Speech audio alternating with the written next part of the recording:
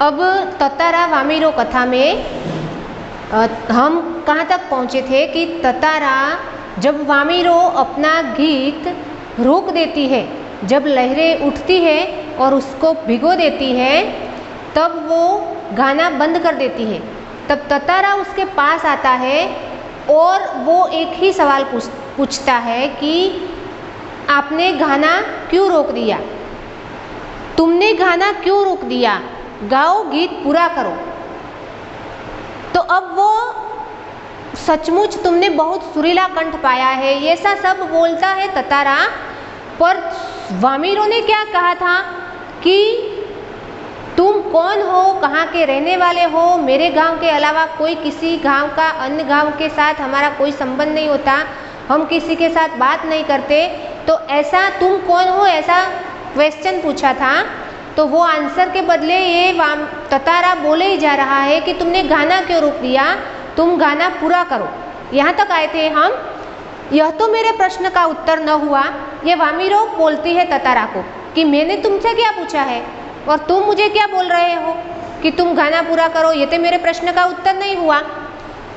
युवती ने कहा, यानी कि वो वामीरो ने, सच बताओ तुम कौन हो, लपाती गांव में तुम्हें कभी देखा नहीं, यानी कि ये वामीरो लपाती गांव की रहने वाली है। ततारा मानो सम्मोहित था वो गाना सुनने के लिए और वामीरो पे। उसके कानों में युवती की आवाज़ ठीक से पहुंच न सकी, वो बोल रही थी ना, तो समुद्र की लहरें उठ रही थी, इसलिए वो वामीरो जो बोली ना, उसकी आवाज़ ठीक तरह से ततारा के कानों तक पहुंच न सकी। ठीक से पहुंच न सके, उसने पुनः विनय की, यानी कि नम्रता से पूछा, कहा तुमने गाना क्यों रोक दिया, गाओ ना। बार बार ऐसा ही बोलता है ततारा। युवती झुंझला उठी, यानी कि थोड़ी गुस्से हो गई, वह कुछ और सोचने लगी। अंततः उसने निश्चय पूर्वक एक बार पुनः लगभग विरोध करते हुए कड़े स्वर में कहा, यानी कठोर स्वर में कहा, ठिठता की हद है, यानी कि तू बार बार यही बोले जा रहे हो कि गाना पूरा करो, गाना पूरा करो, और मैं तुम्हें क्या कहता हूँ कि तुम कौन हो। तो वो तो मेरे प्रश्न का उत्तर नहीं हुआ, तो अब वो थोड़ी ठिठता की हद होती है। मैं जब से परिचय पूछ रही हूँ कि तुम कौन हो, कहाँ के रहने वाले हो, मेरे गाँव के तो हो नहीं तुम, तो परिचय पूछ रही हूँ और तुम बस एक ही राग आलाप कर रहे हो, यानी कि तुम बार बार मुझे यही पूछ रहे हो, गीत गाओ, गीत गाओ। आखिर क्यों? क्या तुमने गांव का नियम नहीं मालूम? यानी कि मैंने जैसे बताया वैसे ही दो अंडमान और निकोबार दो द्वीप थे, द्वीप समूह के लोग, दो गांव के अलग अलग लोग एक दूसरे के साथ व्यवहार नहीं करते थे। तो ये पुरानी मान्यता थी, पुराना व्यवहार था कि एक दूसरे के साथ कोई व्यवहार ही नहीं करते गांव के साथ। तो ये बोलती है वामीरो ततारा को, क्या तुम्हें मालूम नहीं कि यह नियम मालूम नहीं गांव का, कि एक दूसरे के गांव के साथ हमारा कोई संबंध नहीं। इतना बोलकर वह जाने के लिए तेजी से मुड़ी, यानी कि वो जाने के लिए मुड़ जाती है और खड़ी हो जाती है। ततारा को मानो कुछ होश आया। अब वो होश आया कि अब वामीरो जा ही रही है, अब होश आया। मानो 3-4 बार वो पूछ ही रहा था कि गाना क्यों रोक दिया, गाना पूरा करो ना, गाओ ना, तुम्हारा सुरीला कंठ है, ऐसा बार बार बोल रहा था। अब उसे होश आया ततारा ने कि वामीरो जा ही रही है। अब उसे अपनी गलती का एहसास हुआ। ये बार बार जो पूछ रहा था उसकी गलती का एहसास हुआ कि मुझे ऐसा बोलना नहीं चाहिए था। वह उसके सामने रास्ता रोककर मानो गिड़गिड़ाने लगा। वो गिड़गिड़ाने लगता है, मुझे माफ कर दो, जीवन में पहली बार मैं इस तरह विचलित हुआ हूँ। ततारा वामीरो से बोलता है कि मुझे माफ़ कर दो, मैंने जो तुम्हारे साथ ऐसा व्यवहार किया, बार बार तुम्हें गीत गाने के लिए बोला, तो ये मुझे माफ़ कर दो। ये गिड़गिड़ाने लगा और बोला कि तुम्हें देखकर मेरी चेतना लुप्त हो गई थी, वो अपनी सुध बुध खो बैठा था। तुम्हारा रास्ता छोड़ दूंगा, बस अपना नाम बता दो, मैं तुम्हारे रास्ते से हट जाऊंगा, पर तुम्हारा नाम बता दो। एक दूसरे को दोनों जानते नहीं थे, पर जब ये वामीरो गाना गाती है तब उसका गाना बंद हो जाता है। तब ततारा उसे बार बार पूछता है, एक दूसरे का नाम भी नहीं पता। तो अब वो ततारा उसके सामने गिड़गिड़ाता है और कहता है, मुझे माफ़ कर दो, बस मुझे तुम्हारा नाम बता दो। ततारा ने विवशता में आग्रह किया, यानी कि लाचार होके विवशता में आग्रह किया। उसकी आंखें युवती के चेहरे पर केंद्रित थी, बस उसके सामने ही देखा करता था वो। उसके चेहरे पर सच्ची विनय थी, यानी कि वो विनयता से पूछ रहा था। तो वो वामीरो अपना नाम कैसे बताती है, वामीरो, ऐसा एक रस घोलती आवाज उसके कानों में पहुंची। वामीरो, वाह कितना सुंदर नाम है, ये ततारा बोलता है। कल भी आओगी ना यहाँ, वो क्या बोलता है ततारा वामीरो से कि तुम कल भी आओगी ना यहाँ, ऐसा विनय से पूछता है। ततारा ने याचना भरे स्वर में कहा, याचना यानी कि वो उसे मांग करता है कि तुम कल भी आओगी ना यहाँ, ऐसा विनय भरे स्वर में पूछता है। नहीं शायद, कभी नहीं। वामीरो क्या बोलती है, नहीं शायद, कभी नहीं। वामीरो ने अन्यमनस्कता पूर्वक कहा और झटके से लपाती तरफ बेसुध सी दौड़ पड़ी। पीछे ततारा के वाक्य गूंज रहे थे कि कल तुम आओगी ना, ऐसे वाक्य गूंज रहे थे, लेकिन वो ऐसा बोल के चली गई कि नहीं शायद, मैं कभी नहीं आ सकती यहाँ पे। वामीरो, मेरा नाम ततारा है। वो अब कब से पूछ रही थी वामीरो, तब तो उसने बताया नहीं। अब वामीरो जा रही है, तब वो पीछे से बोलता है कि वामीरो, मेरा नाम ततारा है। कल मैं इसी चट्टान पर प्रतीक्षा करूंगा। वो जा रही है, फिर वामीरो पूछता है, बोलता है पीछे कि वामीरो तुम कल आओगी ना यहाँ, मैं तुम्हारा यहाँ चट्टान पे प्रतीक्षा करूंगा, तुम्हारी बाट जोऊंगा, तुम जरूर आना, तुम्हारी मैं बाट जोऊंगा, तुम जरूर आना, ऐसा ततारा वामीरो से विनयपूर्वक कहता है। अब एक दूसरे का नाम पता चल गया है, ततारा और वामीरो का। वामीरो रुकी नहीं, भागती गई। ततारा उसे जाते हुए निहारता रहा। वामीरो घर पहुंचकर भीतर ही भीतर कुछ बेचैनी महसूस करने लगी। अब ऐसा हुआ था समुद्र के किनारे, तो वो यही ध्यान में मग्न हो गई है और वो ऐसा भीतर ही भीतर कुछ बेचैन सी हो गई है, बेचैनी महसूस करने लगी अंदर ही अंदर। उसके भीतर ततारा से मुक्त होने की एक झूठी छटपटाहट थी। उसके भीतर वो ही सोच रही थी कि ये क्या आज हो गया।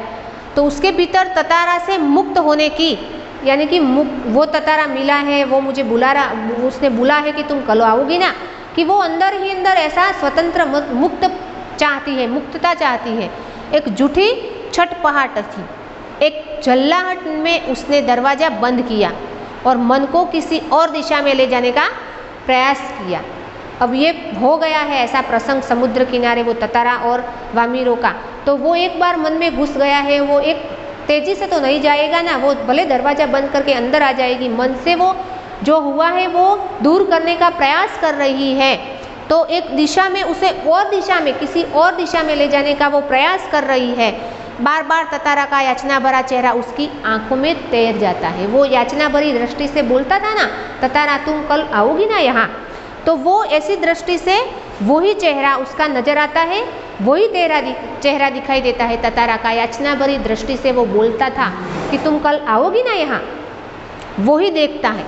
उसने ततारा के बारे में कई कहानियाँ सुन रखी थी, क्योंकि ततारा तो गांव का जो सबको मदद करने वाला था, दूसरे गांव में भी मदद करने जाता था।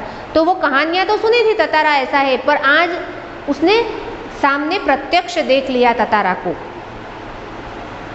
उसकी कल्पना में वह एक अद्भुत साहसी युवक था, जो जैसी कल्पना की थी वामीरो ने, सबकी साथ सामने से कहानियाँ सुनी थी, उसकी दृष्टि से वो एक साहसी युवक था। किंतु वही ततारा उसके सम्मुख एक अलग रूप में आया। वो साहसी युवक था, लेकिन आज वो गिड़गिड़ाते हुए याचना भरी दृष्टि से जब ततारा वामीरो से बोलता है, तब उसे कैसा लगता है वामीरो को कि वो एक साहसी युवक था, ऐसा सुना था, लेकिन आज वो मेरे सामने गिड़गिड़ा कर बोल रहा था। और उसका जो चेहरा था वो कैसा लग रहा था, उसके सामने एक अलग रूप से देख रहा था। सुंदर, बलिष्ठ, किंतु बेहद शांत। जो बलिष्ठ था, साहसी था, पराक्रमी था ततारा, लेकिन आज उसकी दृष्टि में बेहद शांत है, सभ्य और भोला भी है, क्योंकि वो उसके सामने कैसे बोल रहा था। उसका व्यक्तित्व कदाचित वैसा ही था जैसा वह अपने जीवन साथी के बारे में सोचती रही थी। अब वामीरो अपने जीवन साथी के बारे में सोच रही थी, वैसा ततारा है, एक बलिष्ठ है, बेहद शांत है, सभ्य है, भोला है। कदाचित ऐसा व्यक्तित्व उसे मिल गया, उसमें देख रही है वो व्यक्तित्व ततारा में, वामीरो। किंतु एक दूसरे गांव के युवक के साथ यह संबंध परंपरा के विरुद्ध था, क्योंकि ततारा और वामीरो दो अलग अलग गांव के थे, इसलिए ये संबंध हो नहीं सकता। वो ये सोच में डूब गई कि भले वो मेरे व्यक्तित्व कदाचित वैसा ही मैं मेरे सामने जो व्यक्ति है उसका मैं देख रही हूँ, पर ये हो ही नहीं सकता, क्योंकि ये दूसरे गांव का है और वो उस गांव के, ततारा के गांव और मेरे गांव का तो व्यवहार हो ही नहीं सकता। ये परंपरा के विरुद्ध है। अतएव उसने उसे भूल जाना ही श्रेयस्कर समझा, क्योंकि उसे भूल जाना ही पड़ेगा, क्योंकि ये हमारे गांव के नियम विरुद्ध है, इसलिए श्रेयस्कर समझा, भूल जाना उसे श्रेयस्कर समझा। किंतु यह असंभव जान पड़ा, क्योंकि एक बार उसे ततारा और वामीरो के सामने एक दूसरे ने देखा है, तो ये क्या हुआ है, अब असंभव जान पड़ा। ये तो संभव नहीं है, भूल जाना तो संभव नहीं है। ततारा बार बार उसकी आंखों के सामने था। जो ये गिड़गिड़ाता हुआ एक ही बार बोला है उसको कि तुम कल आओगी ना, तो वही शब्द उसके प्रत्यक्ष उसके सामने आ जाता है, उसका चेहरा आ जाता है ततारा का, और उसकी आंखों के सामने वही चित्र दिखाई देता है, वो भोला चेहरा, वो शांत निर्मिमेय याचक की तरह प्रतीक्षा में डूबा हुआ। प्रतीक्षा में याचक पक्षी जब जैसे बारिश की राह देखता हुआ देख रहा होता है, वैसे ही वो उसकी चेहरे उसके सामने बार बार आ जाता है। ततारा का चेहरा जो है वो वामीरो के सामने बार बार आ जाता है। ऐसा किसी तरह रात बीती, ऐसे ही सोचती रही रात बीत गई। दोनों के हृदय व्यथित थे। एक तरफ ततारा का भी हृदय या वो वामीरो के लिए, और वामीरो का भी हृदय ततारा के लिए, दोनों व्यथित थे। किसी तरह आंच रहित एक ठंडा और उबाऊ दिन गुजरने लगा। शाम की प्रतीक्षा थी कि ततारा ने बोला था कि तुम कल शाम आओगी ना।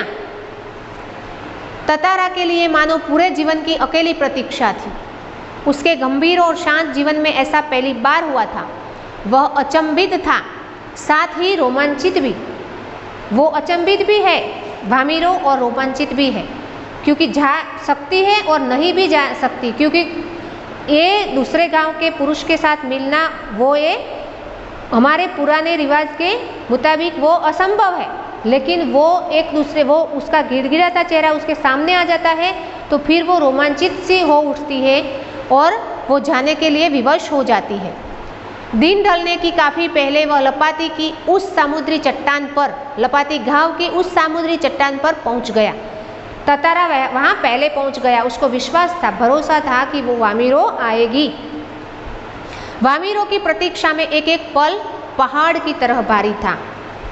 उसके भीतर एक आशंका भी दौड़ रही थी, अगर वामीरो न आई तो, क्योंकि उसने बोला तो नहीं था कि मैं आऊंगी, पर न आई तो। वह कुछ निर्णय कर पा रहा था, सिर्फ प्रतीक्षारत था। बस आस की एक किरण थी जो समुद्र की देह पर डूबती किरणों की तरह कभी भी डूब सकती थी। वह बार बार लपाती के रास्ते नजरें दौड़ाता था कि वामीरो आती है, ऐसा पहले से आकर बैठ गया है, और वो उसकी लपाती गांव की रास्ते की तरफ वो बार बार देखता रहता है। सहसा नारियल के झुरमुटों में उसे एक आकृति कुछ साफ हुई। कुछ और उसकी खुशी का ठिकाना न रहा, क्योंकि वामीरो वहां से आ रही है। उसकी खुशी का ठिकाना न रहा ततारा का। सचमुच वह वामीरो थी। लगा जैसे वह घबराहट में थी। कैसे आ रही थी? वो घबराहट में आ रही थी। वह अपने को छुपाते हुए बढ़ रही थी, कोई देख न जाए अपने गांव का। वो डर रही थी, आ तो रही थी, पर वो डर रही थी कि वो अपने को छुपाते हुए बढ़ रही थी। बीच बीच में इधर उधर दृष्टि दौड़ाना न भूलती। इधर उधर देखती हुई, वो डरती हुई, भागती हुई वो आ रही थी। फिर तेज कदमों से चलती हुई ततारा के सामने आकर ठिठक गई। वो वहाँ ततारा के सामने आकर खड़ी हो गई। दोनों शब्दहीन थे। कुछ था जो दोनों के भीतर बह रहा था। एक टक निहारते हुए वे जाने कब तक खड़े रहे। एक दूसरे को देखते हुए वो कब तक वो खड़े रहे वहाँ। सूरज समुद्र की लहरों में कहीं खो गया था। अंधेरा बढ़ रहा था। अचानक वामिरो कुछ सचेत हुई और घर की तरफ दौड़ पड़ी। अब उसे सचेतना आई कि कब से मैं खड़ी हूँ वामिरो के साथ। एक दूसरे को देख रहे हैं, निशब्द, शब्दहीन देख रहे हैं, कुछ बोले बिना एक दूसरे को देख रहे हैं। और भी थोड़ी देर के बाद वामिरा को सचेतना आई और वो घर की तरफ भाग जाती है, क्योंकि अब अंधेरा हो गया है। ततारा अब भी वही खड़ा है, निश्चल, शब्दहीन। वो आई तो खरी वामिरो, लेकिन दोनों के साथ बातचीत नहीं हुई। एक दूसरे को देखा एक दोनों ने। दोनों रोज उसी अब से क्या हो गया, दोनों रोज उसी जगह पर पहुंचते और मूर्तिवत एक दूसरे को निर्निमेष ताकते रहते। दोनों एक दूसरे को देखते रहते और ताकते रहते। बस भीतर समर्पण था, एक दूसरे के लिए समर्पण था, भीतर ही भीतर, जो अनवरत गहरा रहा था। यानी कि वो डूब ही रहा था। एक दूसरे के प्रति जो लगाव था वो बढ़ ही रहा था। भले बोलते नहीं थे, बात नहीं करते थे, पर लगाव बढ़ रहा था। लपाती के कुछ युवकों ने इस मुख प्रेम को भांप लिया। अब कुछ युवक लपाती गांव के, जो वामिरो थी उस गांव के लोगों ने उसे देख लिया, भांप लिया, और खबर हवा की तरह बह उठी। सभी गांव में, दोनों गांव में हवा की तरह वो खबर बह गई। वामिरो लपाती ग्राम की थी और ततारा पासा का। ततारा के गांव का नाम पासा था और वामिरो के गांव का नाम लपाती था। दोनों का संबंध असंभव न था, दोनों का संबंध क्योंकि दोनों गांव के रिश्ते एक दूसरे के साथ हो ही नहीं सकते थे। रीति अनुसार दोनों को एक ही गांव का होना आवश्यक था। एक ही गांव के लोग दोनों हो तो ही उनका विवाह हो सकता था और दोनों एक दूसरे के साथ रह सकते थे। लेकिन दो अलग अलग गांव के थे। लपाती गांव की थी वामिरो और पासा गांव का था ततारा, तो दोनों अलग अलग गांव के थे। वामिरो और ततारा को समझाने बुझाने के लिए कई प्रयास हुए। दोनों को समझाए कि तुम्हारा ये जो दोनों का जो प्रेम संबंध है वो हो ही नहीं सकता, क्योंकि हमारा पुराना रीति रिवाज है, परंपरा के अनुसार वो नहीं हो सकता। लेकिन दोनों अड़िग थे। नियमतः लपाती के उसी समुद्र के किनारे पर मिलते रहे। हर रोज उसी समुद्र के किनारे दोनों मिलते रहे। अफवाहें फैलती रही दोनों गांव में कि कुछ समय बाद पासा गांव में पशु पर्व का आयोजन हुआ। पासा गांव जो ततारा का गांव था उसमें पशु पर्व का आयोजन हुआ। पर्व यानी कि त्योहार का आयोजन हुआ। पशु पर्व में रुष्ट पशुओं के प्रदर्शन के अतिरिक्त पशुओं से युवकों की शक्ति परीक्षा प्रतियोगिता भी होती थी। ततारा के गांव में अब ये प्रतियोगिता हुई पशुओं की। वर्ष में एक बार सभी गांव के लोग हिस्सा लेते थे। बाद में नृत्य, संगीत और भोजन का भी आयोजन होता था। त्योहार जैसा मनाया जाता था एक बार साल में। शाम से सभी लोग पासा के एकत्रित होने लगे। सब लोग इकट्ठे होने लगे पासा गांव में, ततारा के गांव में। धीरे धीरे विभिन्न कार्यक्रम शुरू हुए। ततारा का मन इन कार्यक्रमों में तनिक न था। ततारा का मन इन कार्यक्रमों में बिल्कुल न था, क्योंकि उनका मन तो वामिरो में ही डूब गया था। उसकी व्याकुल आंखें वामिरो को ढूंढते में व्यस्त थी। नारियल के झुंड के पीछे, एक पेड़ के पीछे से उसे जैसे कोई झांकता दिखा। उसने थोड़ा और करीब जाकर पहचानने की चेष्टा की। वह वामिरो थी। हर रोज जैसे आती थी नारियल के झुंड के पीछे से, वो वामिरो थी, जो भयवश सामने आने में झिझक रही थी। वो डरती थी, वो झिझक रही थी। उसकी आंखें तरल थी, होठ कांप रहे थे। ततारा को देखते ही वह फूटकर रोने लगी। अब वह रोने लगती है। क्यों? क्योंकि ये हमारा संबंध बन ही नहीं सकता। हम अलग अलग गांव के रहने वाले हैं। अब वो रोने लगी। ततारा विह्वल हुआ। उसने कुछ बोलते ही नहीं बन रहा था। रोने की आवाज़ लगातार ऊंची होती जा रही थी। वो जोर जोर से रोने लगी। वामिरो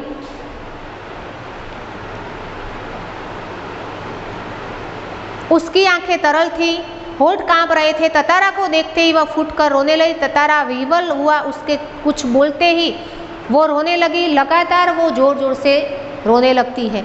ततारा किम कर्तव्य मूढ़ था। अब वो क्या बोले।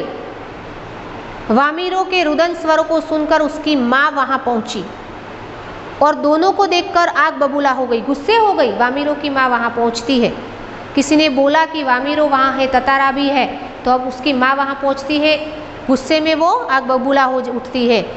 सारे गांव वाले की उपस्थिति में अब सारा गांव वहां इकट्ठा हो गया, दोनों ततारा और वामिरों के पास। सारे गांव वालों की उपस्थिति में यह दृश्य उसने अपमानजनक लगा। इस बीच गांव के कुछ लोग भी वहां पहुंच गए। अब ऐसी खबर दोनों गांव में पहुंच गई तो वहां पहुंच गए कुछ लोग वहां।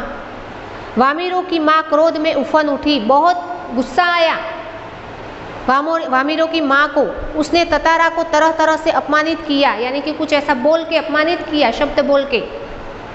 गांव के लोग भी ततारा के विरोध में आवाज उठाने लगे।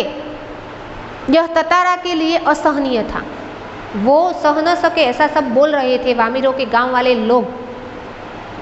वामिरों अब भी रोए जा रही थी, एक तरफ वामिरों रोए जा रही थी, एक तरफ गांव वाले ततारा को बोले जा रहे थे। ततारा भी गुस्से से भर उठा। उसे जहां विवाह की निषेध परंपरा पर क्षोभ था, वही अपनी असहायता पर खीज। उसे क्या हुआ कि एक तरफ उसे खीज आई, वो सहाय नहीं कर सकता वामिरों को, और जहां विवाह का निषेध परंपरा है, क्षोभ है, वही वो खीज उठता है। वामिरों का दुख उसे और गहरा कर रहा था। उसे मालूम न था कि वो क्या कदम उठाना चाहिए, अब क्या करना चाहिए। वामिरों के साथ विवाह कर लेना चाहिए, ये तो गांव के विरुद्ध था, ये परंपरा के विरुद्ध था, ये इसकी माँ बोल रही है, गांव वाले लोग ततारा को बोलते हैं, तो अब क्या कदम उठाना चाहिए। अनायास उसका हाथ तलवार की मूठ पर जा टिका। वो उसके पास लकड़ी की जो तलवार रखता था, अनायास उसका हाथ वहीं पर जा टिका। क्रोध में उसने तलवार निकाली और कुछ विचार करता रहा। क्रोध लगातार अग्नि की तरफ बढ़ रहा था। लोग सहम उठे, एक सन्नाटा सा खिंच गया। जब कोई राह न सूझी तो क्रोध का शमन करने के लिए उसमें शक्ति भर से उसे धरती को धोप दिया। बहुत गुस्सा आया, पर क्या करे, ताकत से वो खींचने लगा। वह पसीने से नहा उठा, इतना गुस्सा आया कि वो पूरे पसीने से नहा उठा। सब घबराते हुए थे, सब लोग घबराते थे, क्योंकि वो साहसिक था। उसके कारनामे बहुत से लोगों ने सुने थे ततारा के, इसलिए सामने वाले लोग बोलते तो थे ततारा को, लेकिन वो घबराए थे कि अभी ततारा ने तलवार निकाली है और वो गुस्से में है। वह तलवार को अपनी तरफ खींचते खींचते दूर तक पहुंच गया। वह हाँफ रहा था। अचानक जहाँ तक लकीर खींच गई थी, वहाँ एक दरार होने लगी। दोनों गांव की तो ये दरार थी ही, उसने एक दरार खींच ली, मानो धरती के दो टुकड़े में बंटने लगी हो। एक गड़गड़ाहट सी गूंजने लगी और लकीर की सीधी में धरती फटती ही जा रही थी। द्वीप के अंतिम सिरे तक ततारा धरती को मानो क्रोध में फाड़ता जा रहा था, क्रोध में काटता जा रहा था, धरती को लकीरें खींचता जा रहा था। सभी व्याकुल हो उठे।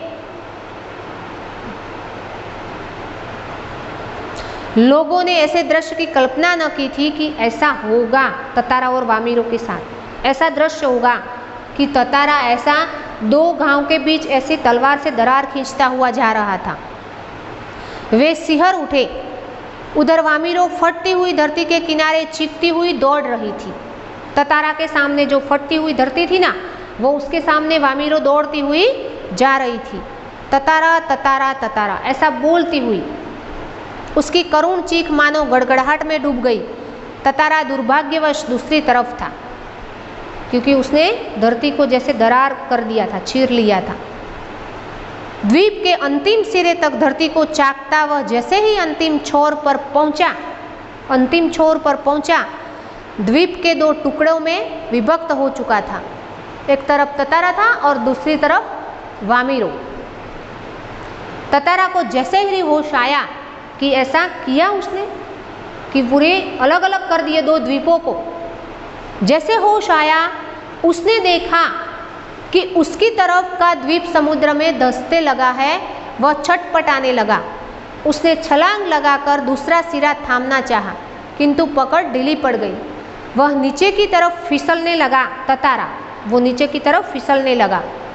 दो द्वीप समूह पहले एक थे।